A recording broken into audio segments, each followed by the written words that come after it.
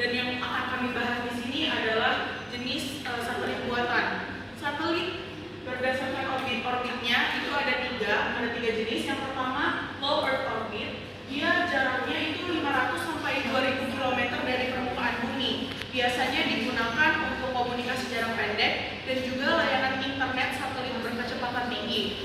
Ini cocok untuk aplikasi real time karena orbitnya yang rendah sehingga waktu tunda transmisi atau latensinya itu kecil. Contoh satelitnya itu ada Globalstar, Ellipsat, dan Constellation. Yang kedua ada medium Earth orbit, itu jaraknya 2000 sampai 20.000 km dari permukaan bumi. Biasanya digunakan untuk sistem navigasi global dan juga untuk komunikasi regional. Ini latensinya lebih besar daripada low Earth orbit, tapi jangkauannya juga lebih luas. Contoh satelitnya itu adalah Odyssey dan ICO. Selanjutnya itu ada geostationary orbit, jaraknya itu 36.000 km di atas garis khatulistiwa. Ini diletakkan sejajar dengan garis khatulistiwa dan bergerak mengikuti rotasi bumi. Biasanya digunakan untuk siaran televisi satelit langsung dan untuk telekomunikasi global. GEO ini jangkauannya juga lebih luas daripada yang dua sebelumnya, tapi latensinya juga lebih besar. Contoh satelitnya adalah Intelsat, Palapa, dan Asiasat. Selanjutnya penjelasan dari saya yaitu pola orbit. Sebelum masuk contoh satelit buatannya, pola orbit itu adalah jalur atau lintasan yang dilalui oleh benda-benda yang di luar angkasa, contohnya seperti planet dan satelit. Selanjutnya adalah satelit buatan. Satelit buatan adalah benda yang dibuat oleh manusia dan diposisikan agar mengelilingi bumi atau benda langit lainnya. Yang pertama adalah orbit ekuatorial dengan lintasan yang sejajar dengan garis khatulistiwa. Kedua, orbit kutub. Sesuai dengan namanya, orbit kutub ini melewati kutub utara dan kutub selatan. Yang ketiga, orbit sinkron matahari. Yang keempat, orbit geostasioner. Dan aplikasinya akan dijelaskan oleh Denis Prodiadena.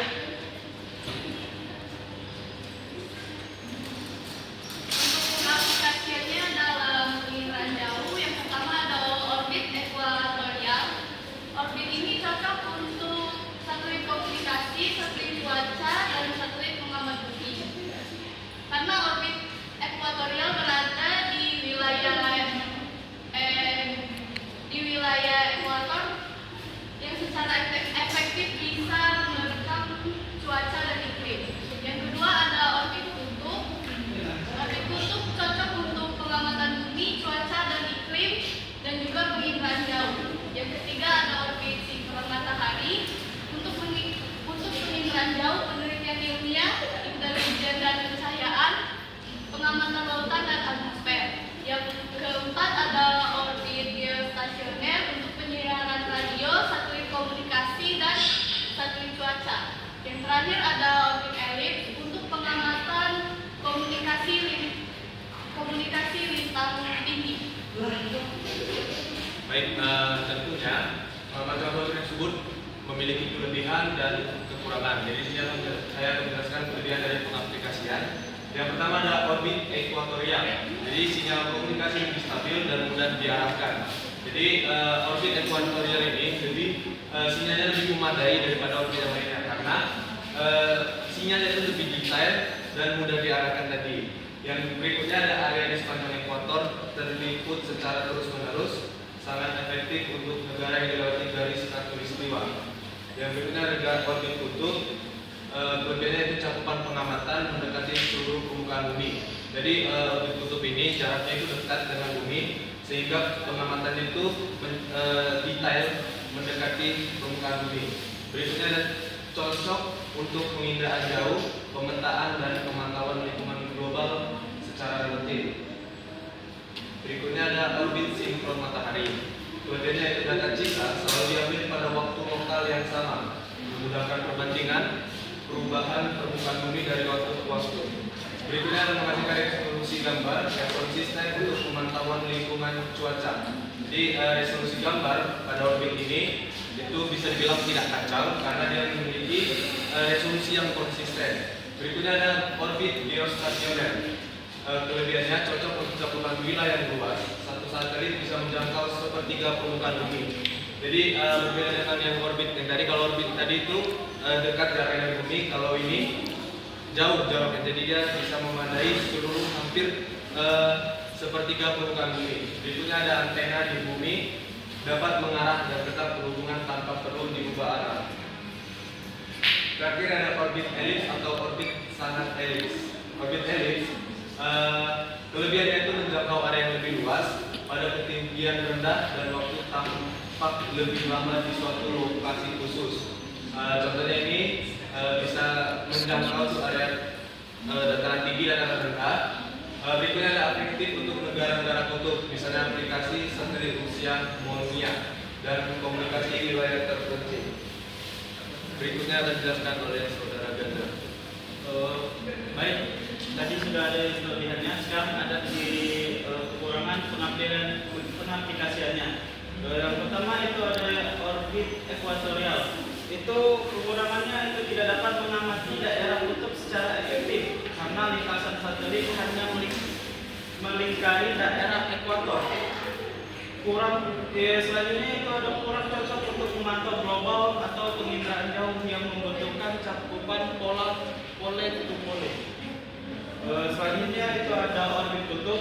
Kekurangannya itu adalah tidak ada satu tempat di permukaan bumi yang dapat diamati terus menerus. Satelit hanya lewat di saat di wilayah tertentu. Yaitu ada juga peluncuran ke orbit kutub memerlukan lebih banyak bahan bakar karena tidak dapat memantau dari rotasi bumi. Itu ada juga resiko tabrakan dengan satelit lain. Selanjutnya yaitu ada orbit sinkron matahari. Ini kekurangannya itu hanya bisa mengamati lokasi tertentu pada waktu yang sama di setiap hari sehingga kurang cocok untuk mengamati dinamis yang membutuhkan pencitraan waktu berbeda. Dan juga ada batasan area cakupan harian sehingga untuk observasi global yang real time dibutuhkan banyak satelit. Selanjutnya itu orbit geostasioner, yaitu kekurangannya hanya bisa menjangkau daerah di sekitar ekuator. Area kutub dan lintas ini tidak terjangkau atau sinyal menjadi lemah. Satelit perlu koreksi orbit berkala akibat pengaruh eksternal atau gravitasi radiasi sehingga umur bahan bakar terbatas. Selanjutnya yaitu ada kekurangan dari orbit elips atau sangat elips.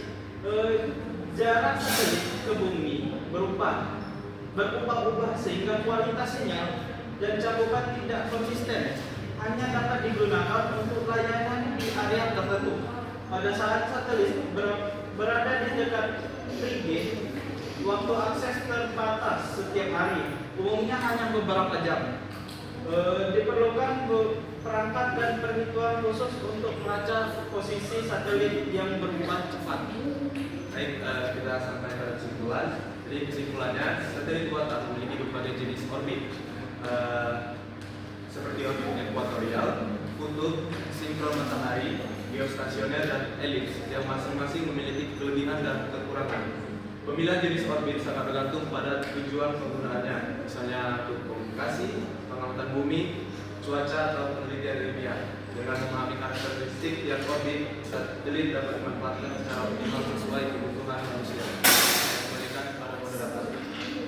Sekian presentasi dari kelompok 4 tentang macam-macam satelit berdasarkan orbitnya. Terima kasih. Wassalamualaikum warahmatullahi wabarakatuh.